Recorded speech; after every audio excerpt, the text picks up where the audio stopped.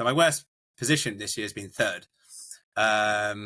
It's been quite cool there. I mean, it's, my bad days are pretty solid now. And that's just simply by living the lifestyle. I don't waste opportunities. I'm always looking. I'm very sensory, in terms of like a good meditation. I'm looking for things. I used to be so distracted because, I don't know, I had such a luxury. This constraint has made me stronger. Hi, I'm Lauren Parsons. And I'm Andy Jackson, and this is the All Well Co podcast. Dive deep with us as leading experts share their unique perspectives on topics such as recovery, sleep, movement, and the latest innovations in the space. Luke, it is a real pleasure to have you on the All Well Co podcast. Before we dive into your perspective and learning more about you, could you just give the audience an overview of how we met and how you got connected into All Well Co? Sure. So I would say it dates back to 2020. So this was the COVID times, and we had just come out of lockdown on that day, and I'd just run around a golf course in bare feet. It was a very unusual thing to do, and this caught the attention of a wonderful company called Vivo Barefoot, and a chap called Dale Turrell reached out to me and goes, "Hey Luke, this looks really cool. I'd love to join you at some point." That was I guess the how it all kind of happened. Vivo, and in that period I then tried to run around an island in my actually barefoot, and I've just that's how we met. And I've always had this huge desire to explore the unthinkable and try stuff out. So that's very much how our minds align. Yeah. Have you done anything barefoot since, or have you worn Vivos or other shoes? I'm really interested in your barefoot excursions. Well, so what have I done recently barefoot? Nothing recently. I've just been very, very focused on becoming ridiculously fast. I had a good sponsorship come through with a company called Mizuno. So they supply me with all my golf balls, my golf clubs, cool. Honestly, everything, trainers, the whole lot. So does that mean I've waved goodbye to running around places barefoot? No, it certainly doesn't. And the running around an island thing is something that I am very passionate about. I remember actually, I did a running race with my Vivos on, and I remember it was a very fascinating experience. This race was a 5-miler in London, and there's some pretty good runners in it. And it was really fascinating because in that event, everyone else had, the carbon fiber vibes, really big kind of things. And it was just fascinating for me because, I remember I was talking to the guys before and they say, "Oh, what are you doing wearing your kind of thin shoes without any support or any kind of explosiveness?" And I was like, well, I just love the connection. I love that. I've never been a kind of scientist, but I've always liked to just explore the body and its connection to the world. And I guess that's kind of the most important point. We're all connected. And for me, the love of exercise and just love is the biggest thing, because if I love my exercise and my sport, I will stay on it for the rest of my life. Mm-hmm. And it's not just a one-hit wonder that I'm turning up to win something. It's far more than that. And then obviously there's a beautiful thing that hopefully we'll talk about a bit later, where there's been a little bit of success as well. So this love tends to deliver. Barefoot, it's definitely something I want to do. Quite frankly, I want to get this World Championships out the way, so I'm jumping around all over the place. Got something big coming up in November. And after that, I would like to get very much back into adventure and exploring the great unknown and the novelty of the unknown. I mean, look, golf is the great unknown. No two rounds of golf are the same. No two golf courses are the same. Look at our great open venues, oldest championship in the game. And it's, your ball's bouncing all over the place. You have to deal with that. It's crazy. So yes, I desperately want to go back on adventures. There's definitely going to be a massive element that would be barefoot for me. And I'll tell you the reason why I love discomfort. So maybe I'm Well, not flying the flat. Go on. Yeah, no. Let's get into that before we dive deeper, because we have so much to talk about. So golf obviously has been very central to your development and to your career. And if I could think of something uncomfortable for me, that's the game of golf. So can you explain how you got into golf? Not speed golf, because we'll get into that, but just golf in general. Yeah. How did you get into it? Maybe some highlights that kind of led to where you are today. Yeah, so again, discomfort is a good one to segue onto this particular one, because I struggled at school. I had dyslexia. So I suddenly realized that to do anything in life, you had to work hard. But that was a great lesson, of course, because that is the secret to becoming a great sports person. So I had this inbuilt in me. It's like when we all go to the gym every day, or go running or stretch, or all these different bits and pieces that we do. It's about dialing into the stresses and struggles, because it's only through those stresses and struggles that we get stronger. So how did I get into golf? It was through, in those early days at school. I went to a school very long way away, and it was just a way to get to know local boys, and so I got into golf. Quickly put in ridiculous amounts of hours, because that's just what I do. I've got to work hard at things to get anywhere. And that became a great way for me to find my feet very quickly. I then had lovely experiences with like a chap called David Ledbetter, very famous golf coach, who's based over your way. And then caddy for Nick Faldo, did all kinds of crazy stuff. Just had just wonderful opportunities, because I was always there. I was the first there and I was the last to leave. And why was I doing those things? Because I just loved it. I'd be whacking balls up and down trees and trying to banana them all over the place and just messing around. And of course, this messing around is a great way of sharpening your skill set. So that was my early days. Very early doors, got on to becoming a PGA professional, started teaching people. It was great to earn money from my passion and my hobby. So that was the early days, a very kind of fast, breakneck speed version, but it's been a great start in those early years. Just quickly, if you're enjoying the episodes thus far, it would mean a lot to us if you follow and subscribe. Your support helps us continue to bring on incredible guests and share meaningful conversations and stories. Thank you for being a part of the journey. Yeah, look, I read somewhere that you've still got this sort of challenge or this aim one day to play in the Open, wouldn't we all? I'd love to do that.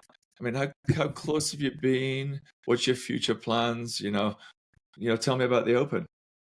Yeah, the Open is it's truly magical. It's only been hosted at 14 championship venues since the very start. Starting off. Where is it next, by the way? It's in Portrush in Northern Ireland.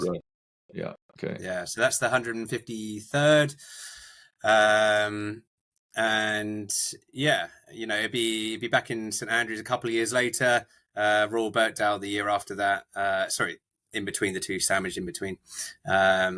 It's a remarkable tournament, and I suppose the Open. What got the bug for me with the Open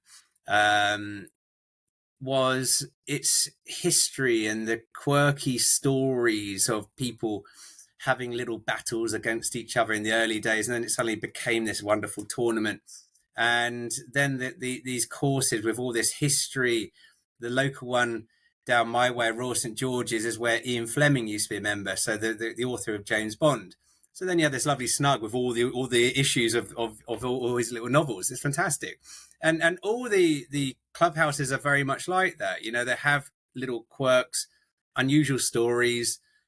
They're basically museums. The golf courses are no different, and that it truly fascinates me. So the Open has been one of these events that has led me, like you do, to then take on crazy challenges and cycle the length of the country in 10 days and play all the courses and do all kinds of crazy stuff.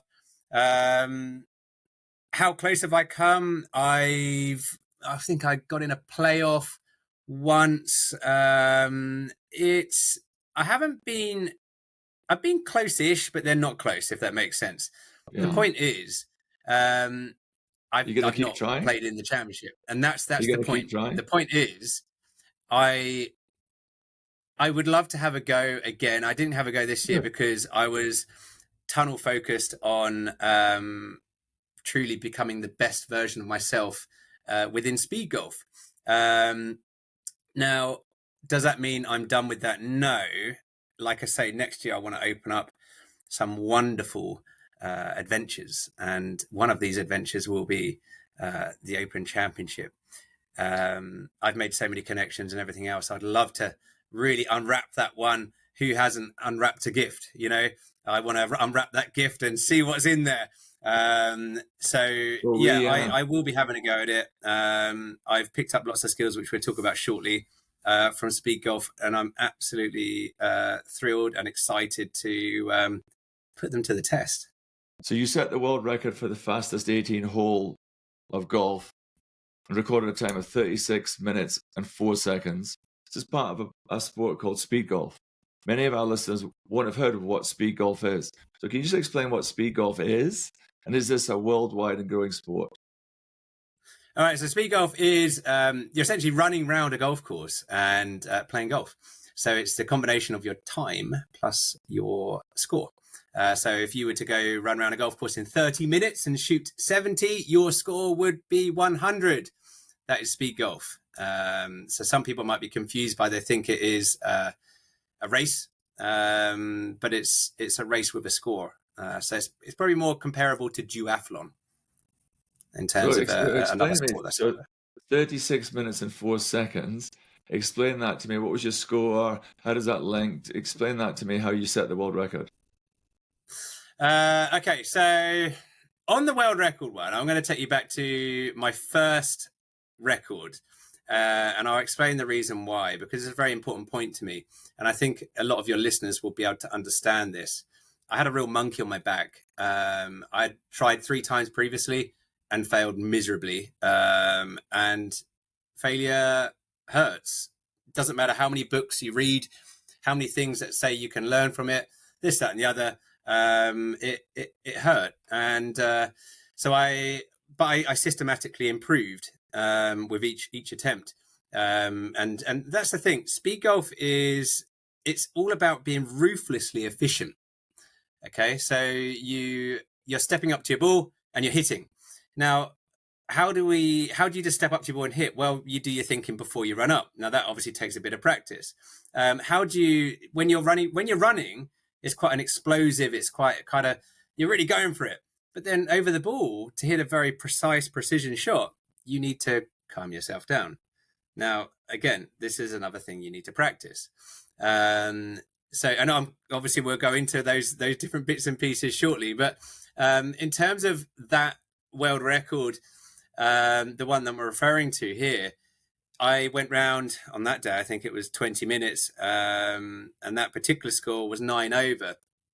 Now that was a special day for me because I had honestly not had any chances before that. I wasn't quite at the races. I tried and I had this dream of doing something amazing, but it just never quite happened. And then suddenly it all happened. And that was I had one attempt on that particular day.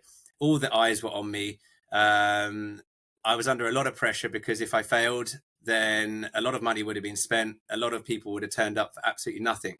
So you can imagine the confidence that I had after that. Fast forward onto the 18-holer, which you just referred to, 36 minutes. On that particular day, that was just a time record. I shot, I think it was about 80, 79. Scoring was a bit higher. So but that was with one club as well. So, which was quite fun. And to set the scene on that 18-holer one, it was very wet. The golf course was extremely heavy underfoot. And it was hard. It was really hard because we just had a massive, thankfully it didn't touch down where we were, but there was tornadoes all over the place where we were. So it was dumping loads of rain. And the golf course was very different to the day before when we were doing our practice. So it slowed everything down. It made it complicated. So yeah, in terms of doing a world record, it's yeah. I mean, you got to get lucky on the day, haven't you? But of course, there's a lot of practice that goes into it, and you just hope that all the years and hours and of reading books and making your mind your friend and putting your body through hell, climaxes to getting the job done. And that's what we did. I mean, that tournament I won, which was actually the most important point. Yeah. So you mentioned you had one club on that day. Can you go into the rules a little bit more? How does it differ from regular golf? And then, how many clubs do you carry? What are the lengths of the courses? I mean, and then how do you do the world record? Do you have to have a certain person watching you? Like, how does all that work? Yeah, sorry. So you've great question there. I'm glad you've asked that. So for the records, it has to be a 6,000-yard golf course. Your run needs to be over 4 miles.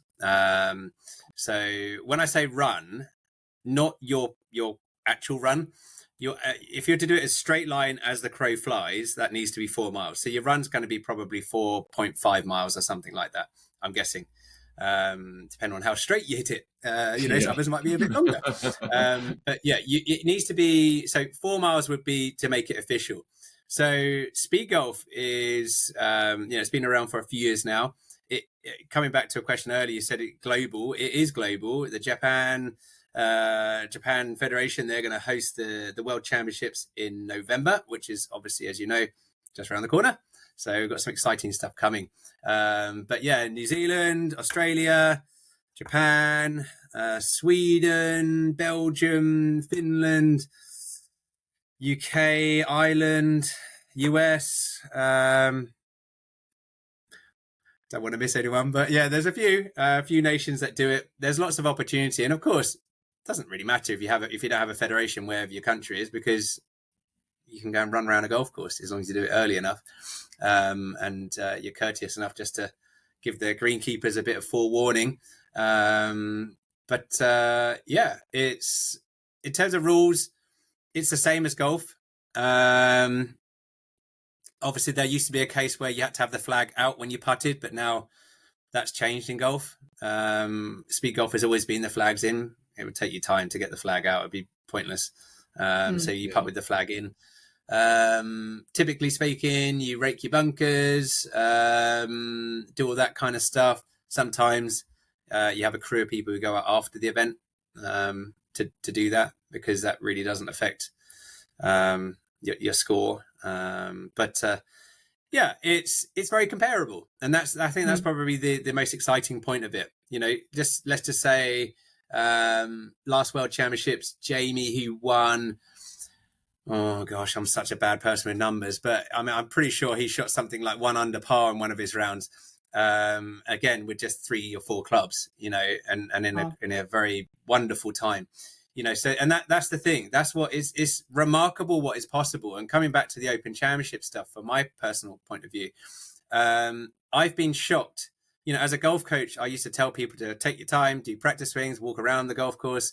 I'm finding real strength and power by playing very, very different to that, because I'm extremely positive in my approach now. There's no procrastinating. I'm seeing things and hitting them to them. And yeah, it's super hyper focused play. Golf is in HD for me now, whereas before I had so much time for all kinds of distractions, and I don't have any time for that now.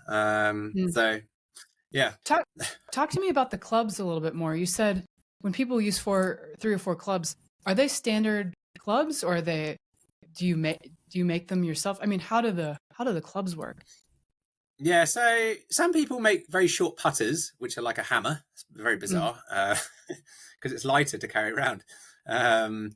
Others, there's a lot of R&D, research and development, in terms of bags, how you carry your clubs. But in terms of the clubs, they're actually identical to that of your local golf course where people are wandering around playing their golf. It's just we play with less than 14 clubs. Okay. Why would you play less? Because 14 is a lot of clubs to carry around. It's very heavy, very clunky. Yeah. And actually, you don't need them all. There's a real craft that us speed golfers have, which is this real artistry to playing shots. curving it in there, softly doing it, walloping it, maybe hitting a bit of a hooky one to try and get the ball chasing. So yeah, in terms of our skill set as golfers, I think we're all infinitely better than we ever were, because there's a huge constraint, not just time, but the constraint is we have so few clubs that we have to turn. I mean, I turn my wedge into my putter, for example. Okay. Yeah, I was going to ask you, when you just use one club, what's that one club? The one club I typically use is my 6-iron. So yeah, I blast around a golf course with one club, 6-iron. Think of many people would have heard this legendary golfer called Seve Ballesteros, a Spanish guy, and he grew up on the beach in Santander, Spain, and he had a very low lofted club, a very long iron, and he could hit the ball up and catch it, and then he could hit it, ridiculous distances with this one club. So he could play the 14 shots with 14 different clubs with one club. Now that's basically what we're tapping into. It's nothing new. It's always been around. The greats have actually done it already. It's just, I think we forget about these things, and we have great technology out there now, which helps us identify certain things. But actually, there is there is a real thing to be said about getting out there and getting to know your clubs, your tools. And that's what I think I certainly do. I don't worry too much about the science of the club, but what I do is I go out there and, for example, with the 6-iron, I try and hit flop shots, and like we just said with Seve, try and catch it, hit them out the bunker, but then hit chasey ones, hit all kinds of shots. If a practice session for me is curving it one way, curving it another way, but then landing it in a very small space, and that's with one club, and that one club can go anything from 200 yards to, I don't know, 100 yards. It's quite remarkable what you can do. So yeah, it's pretty cool. So look, we've got a new feature on this podcast where members of our community get to ask the guests a question, and one of our members of our community, one of our listeners called Chris McBride, wanted to know your thoughts on the concept of flow, whether this is something you utilize or something similar during the round. And for those of the listeners who are not sure, flow, we mean that positive psychology. Most of us know it as being in the zone or locked in. It's a mental state when you're performing some sort of activity where you're fully immersed in it. You've got energized focus, full involvement, and sort of enjoyment in that process of activity. Is that something that is important to you to, use flow in essence to help you succeed? Yeah, 100%. I think that's probably my biggest strength, actually. I feel like I'm honestly a real expert on that in terms of over myself. It's something that I've tested, and I'm certainly not an academic, but I can tell you how I've got there. And there's a few things that have happened in my life. One, my wife became very ill a few years back, and then I suddenly understood the value and gift that is of life. So then I suddenly, it enabled me to see that actually I need to be grateful for what I have. So gratitude was one thing. That's one tool that I had. So I was grateful for the good and bad. That allowed me to let go of a lot of stuff that used to hang around in my mind. So that was one thing that was very important. Another one was I'm constantly saying positive stuff in my head. That's one very key point. I never stop researching it. I will never stop researching it. I will constantly look out for this stuff because it's making a huge difference. I have this thing, a little mantra that I have: make my mind my friend, that I'm constantly saying. So therefore I am a student of my mind. What does that look like in reality? Well, stress is a performance enhancer. We've heard it, but I believe it. And I stand there as a giant in front of you when I'm playing my golf or doing anything really. It's a lifestyle. If I want to be the best version of myself, I need to be the best version of myself with everything I possibly do. So flow is not actually for me in golf, it's in everything. I try and put down all the distractions. I do all those things to be in the zone with you, with whatever it is I do. Because we're in a time now where we're trying to do so much stuff. And actually that can be productive, but actually it's not, because you only get half of yourself. And all I'm interested in is being the 110% version of myself. Whether that be if you guys came over to me in London and say, hey, Luke, come and look after us and, turn us into, I don't know, help us, show us your love for the game. And I'm absolutely sure you'll be walking away from time with me and you'd have a real skip in your stride and you would believe in the unthinkable, because that's how I believe. I allow myself to dream. I allow myself to step into the unknown. So because of that, I see straight. I don't see what's on the side. I have blinkers on. In terms of flow, let's dive into that. So you're on the golf course. You've hit a shot. It's not your best shot. You're running to the next shot. You've told me that you want to stay focused on positive. What are you saying to yourself in your head? Come on, give us the specifics. There's a few things. There's a few things. I can take you back to one example. One example was I had one moment this year where I had a 4-putt, which is terrible. And you know what I did when it just wouldn't go in the hole? It was the most bizarre experience. And I just said, how fascinating, because it is fascinating. And I thought, gosh, this is thank you. This is going to make me stronger. And it is. I truly believe, I go to the gym 4 days a week and I'm stressing myself. I'm pushing myself to the max. Why? To get stronger. Do I enjoy it? No. So did I enjoy getting the 4-putt? No. But it showed me clearly there was a glitch in my mind at that particular moment, which wasn't aligning me up. So funnily enough, the day after that 4-putt, I had that same putt. I nailed it straight in the hole. How wonderful. Thank you very much. Off I go after the next hole. It is a mindset. I do believe in the good. If something bad comes my way, I believe there is absolutely a silver lining. Let me come back to where probably a big mindset shift was for me. Coming back to my wife when she was ill. That was a horrible situation, but we both have walked away from that being truly grateful for it. So we now see all stresses and all these things as opportunities to learn and grow and become stronger from it. So that 4-putt, mate, it's made me better because I know I can hit a 4-putt and I can come back from it even stronger. Look, I get the holistic that you're saying, but I want the specific. I'm going to pin you on this. So you 4-putted, okay? Yeah. You said it was fascinating, great. But you've got to now run to the next hole.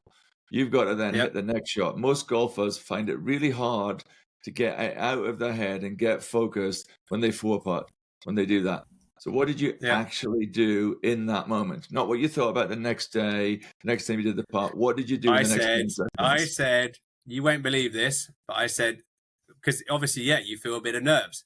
Now, of course, you would have heard all this stuff before. Nerves are performance enhancers, my racing heart, all these things. It's making me hyper-focused, hyper-alert. So coming back, I will come back to that very quickly. But my point is, make my mind my friend has become a lifestyle. I read up on this stuff all the time, non-stop, because I want to get myself to be my tip-top best version of myself in terms of performance. So when I go into that next shot, I was just simply saying, thank you for this moment. Thank you for this opportunity to get stronger. That is what makes the difference. Gratitude. Great. Sure. Great. Sure. So Chris also wanted to know that golf is very deliberate.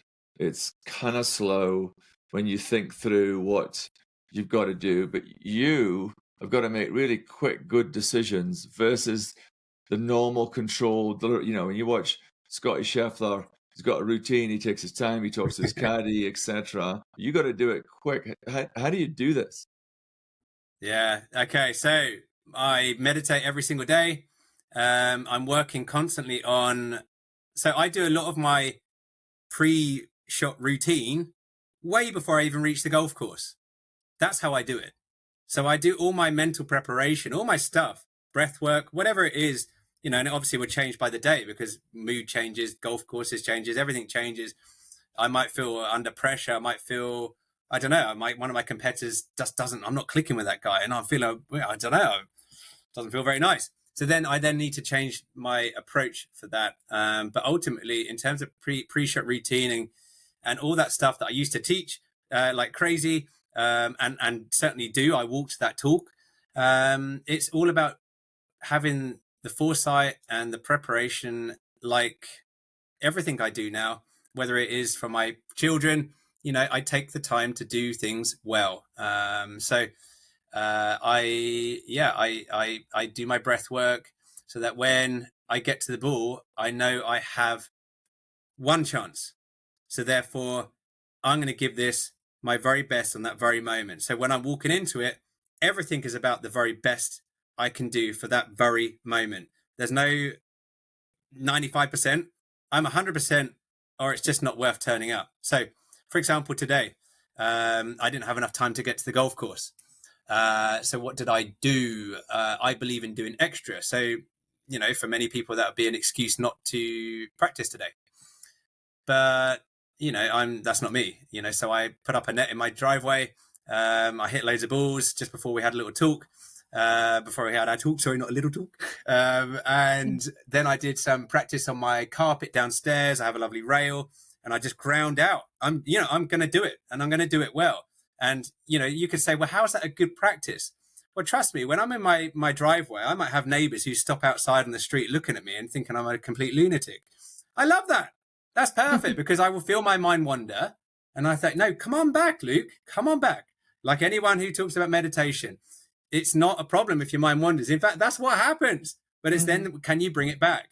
And that is preparation and practice for the average golfer. When you're out there and you feel those eyes burning into you, especially first tee or wherever you are on the golf course, if you're not practicing in those situations, if you're not practicing that way of being, well, then funnily enough, you're going to get distracted. Yeah. How do you expect to perform that way? Absolutely. For sure. Yeah. For sure. That's a lifestyle thing. Yeah. So I'm sure it has. I'm sure speed golf has changed your life in so many ways, mentally, physically, and so forth. But how has it changed the way you play traditional slow golf with this, new mentality, the new way you look into things? And how has your score improved? Have you even tried playing, traditional slow golf? Okay. This is the exciting thing. Because this is the good stuff. We're getting into the nitty gritty now. So I'm very excited for 2025 because I have gone hell for leather into my speed golf this year, and I've been very successful. I've won 3 national titles this year, came second in another and third in another, and then won 2 other events. So my worst position this year has been third. It's been quite cool that, I mean, it's, my bad days are pretty solid now. And that's just simply by living the lifestyle. Now, when I do play the odd walking kind of practice round, my golf is really good. It's dialed in. So how has it helped me? I am, like I said earlier, I'm hyper focused. So I don't waste opportunities. I'm always looking. I'm very sensory, in terms of like a good meditation. I'm looking for things. I'm hearing things. I'm smelling things. I can taste it. I'm living the moment. I'm feeling it. And that is something I never used to be able to do before. I used to be so distracted because I don't know. I guess the point is I had so much time on the golf course to practice. I had such a luxury. This constraint has made me stronger. Yeah. And that's probably the biggest point. Certainly with club selection as well. If I only have so few clubs, then imagine what it's like when I have loads of clubs. I have all these new skills. It's like a whole new sweet shop I have to deal with, which one am I going to have today?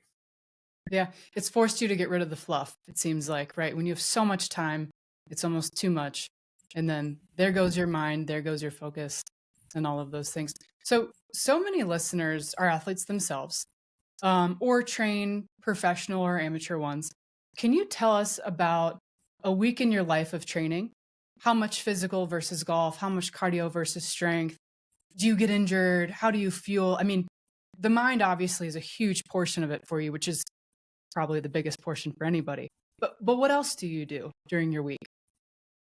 Yeah, okay. So cardio, 6 days a week. 4 days of that are 5K every day.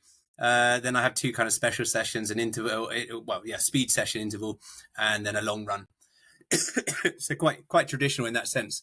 Then weights, I'm in the weights room 4 days a week. So today I did a leg day. Yeah, leg day is not good. It's horrible. I did mine yesterday, and I am sore today. I can't imagine what tomorrow's going to be like. Oh, I'm with you on that one, Luke. It's hard. Right, yeah, totally. So leg day yesterday. I did upper body. I stretch every single day without fail. I never have a rest on that particular subject.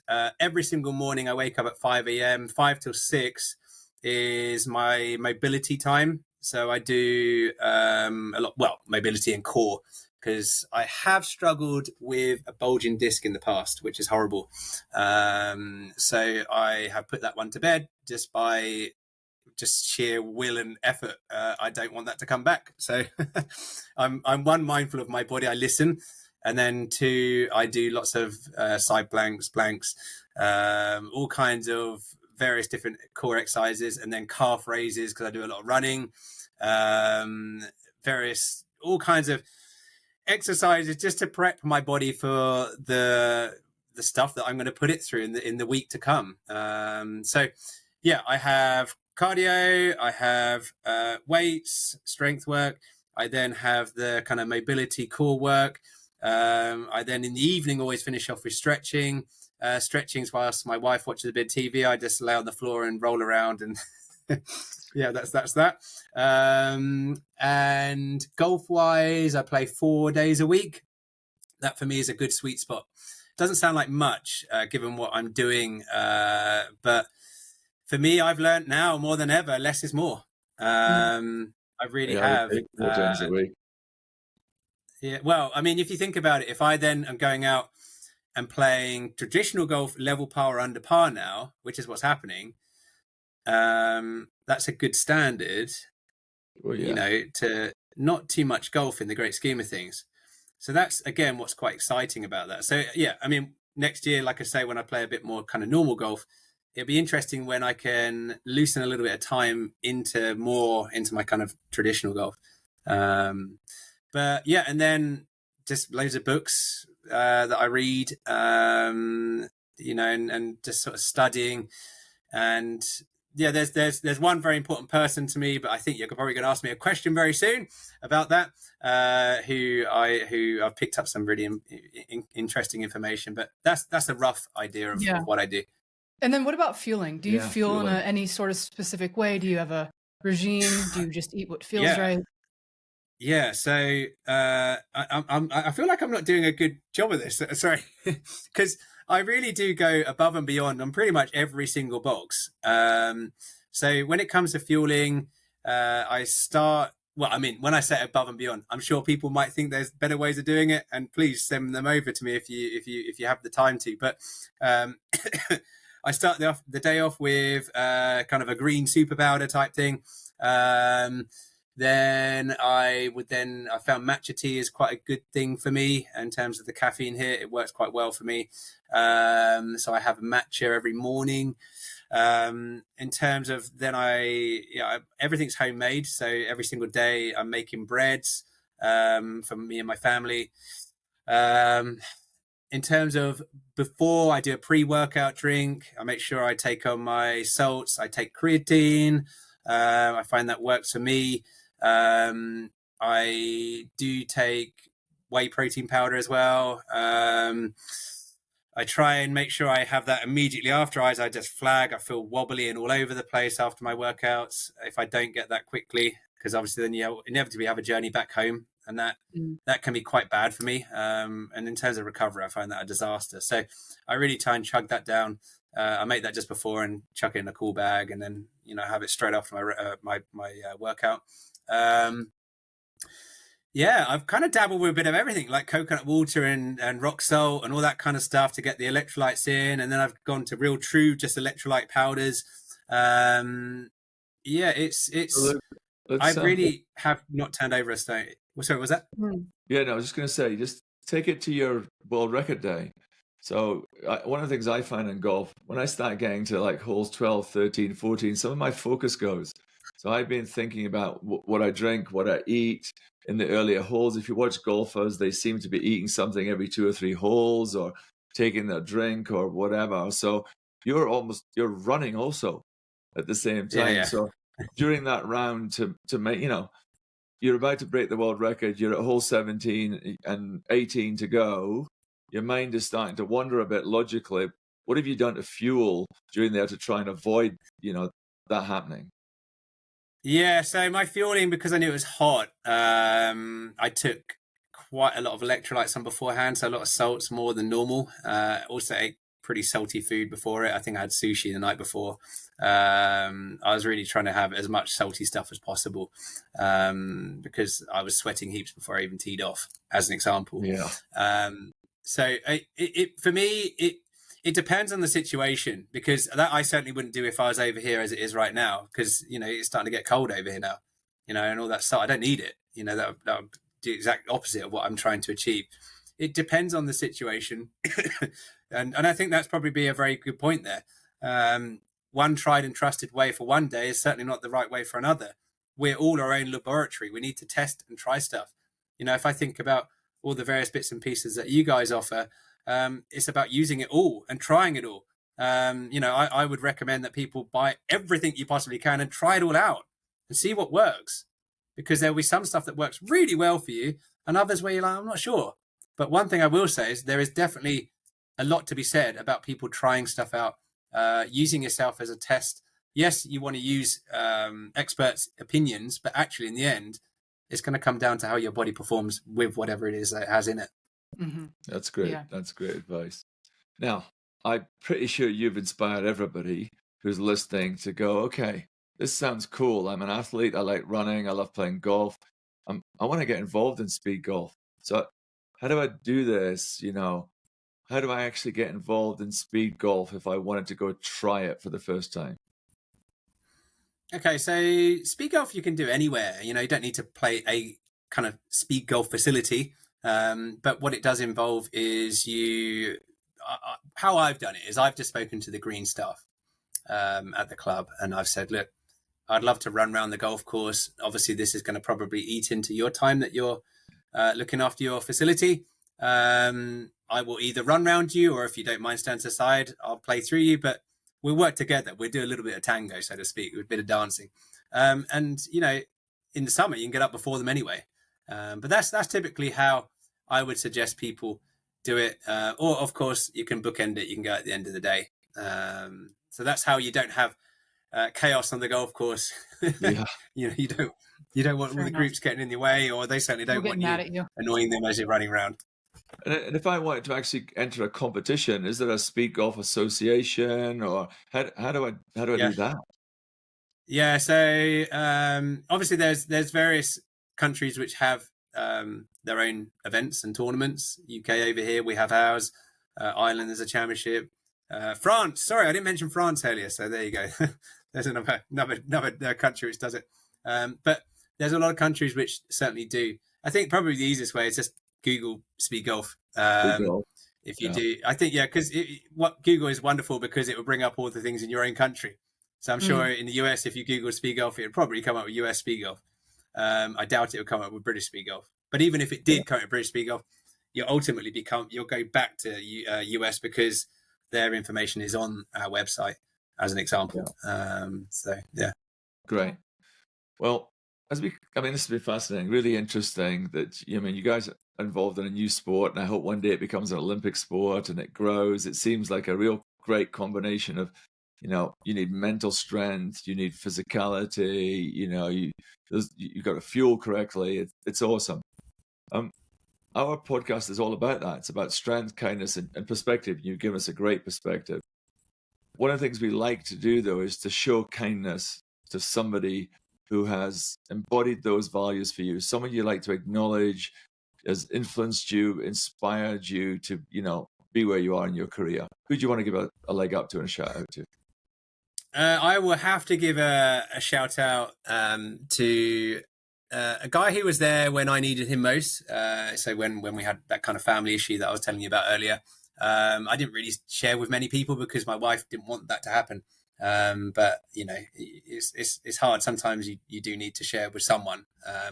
And it turned out this one guy was a guy called Travis Allen, and he is a trainer, as it happens. And he is a really, really good trainer. He's looked after some of the very, very best sports people in the UK, at least. I know people travel over to him. He's one of these guys that you can't actually find his information because he's so hard at work working with people. But in terms of his messaging to me, it's always been pretty on it, you know. And he's always kept me, kept me true to my goal. Never told me the stuff that I want to hear. He's always told me the stuff I need to hear. And that's very, very important in terms of a relationship. And I really do believe you are the average of the people you spend your most time with, which is why I don't really spend that much time with too many people. I want to live a great life, and coming back to our flow and all that sort of stuff. If I have 2,000 friends, I just don't have enough time to be the best version of myself with each and one of them. So yeah, Travis, he's the guy for me. He's embodied all those things, been absolutely selfless and always given up time and shared with me wonderful insights of all the wonderful stuff that he does, and many of the things that you guys support on your site and what you do, funny enough, as well. So yeah, he's a good guy. Just quickly before you sign off, don't forget to visit network.allwellco.com and join our professional network. You'll get to enjoy exclusive benefits from brands we love and have access to a community where learning and professional development are always at the forefront of everything we do.